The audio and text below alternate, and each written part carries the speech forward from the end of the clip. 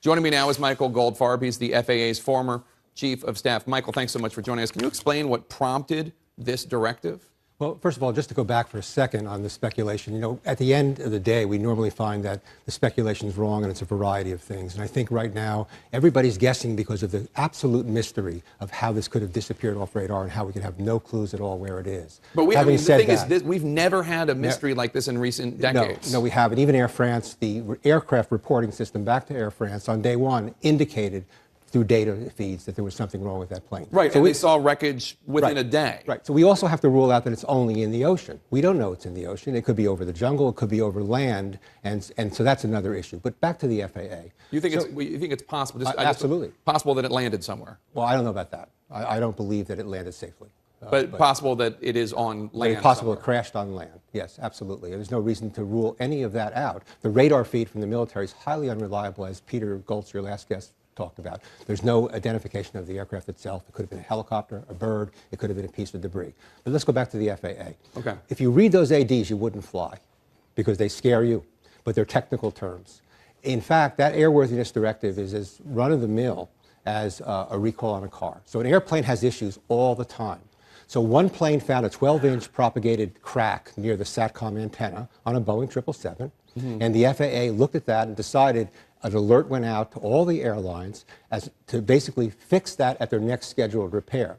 Had that been an emergency repair, had the FAA felt, in fact, that there was a safety flight critical issue, those planes would have been grounded. The 787 last year that was grounded because of the lithium-ion battery concern, they would have grounded the fleet. They didn't ground the fleet, so that's just one point that leads us into the investigation. And finally on that, Malaysia Air, we don't know if they complied with that airworthiness directive. Did they make the fix at the February fix that when they landed, or did they fix that problem or not? So lots of questions, but you put back in physical and mechanical into the mix more than some others had suggested. So I understand and I respect the notion of putting this into context and perspective. We don't want to make this a bigger deal, this airworthiness directive, that these planes, the 777s, might suffer from corrosion and there could be a loss of structural integrity of the plane. That doesn't necessarily mean anything beyond a recall. But as we've seen with General Motors, sometimes these warnings come and mean, well, 13 people were killed as a result of these cars, these flaws. Absolutely. I believe it's top of the agenda in the discussions between NTSB, Boeing,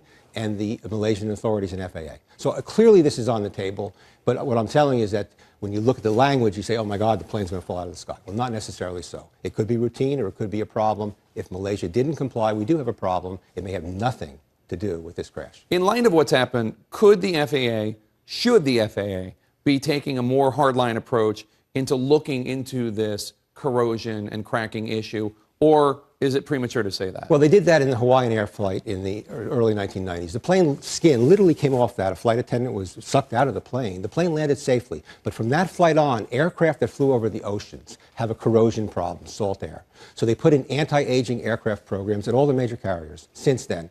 So a plane can be 12, 13, 14 years old and fly over the ocean. I think this plane was 12 years old. But if it has an aggressive program to maintain the integrity of the aircraft, it's not a problem at all to fly. So they've been pretty good historically on this. Here's the biggest. The FAA has been. Here's the biggest problem. There's two tragedies: the loss of the plane, the families, the Malaysians' handling of this, the chaos between the military and the civil side in Malaysia. Who's on first? What is the search area? The other concern is we've got to find probable cause, because you board a 777 this evening to London. You want to know for sure that the problem of this aircraft didn't migrate to the rest of the fleet. And that's why it's imperative for Boeing and the FAA to get to the root cause of this tragedy. How concerned are you by the way the Malaysian authorities have handled the investigation so far? They're getting a hard rap. Before we put too much blame, I think they were overwhelmed by the magnitude of this, and it only got worse for them. I think there might have been some cultural differences between the military use. Military airspace in many countries is 60%. They control a lot more than the United States. So they have a military culture, you have the civil culture, two different fiefdoms, so to speak. Information isn't getting shared. I'm more concerned where Malaysian Air is. Why haven't we heard yet what was on their report from that plane before its last contact? Why don't we know if, in fact, it complied with that airworthiness directive?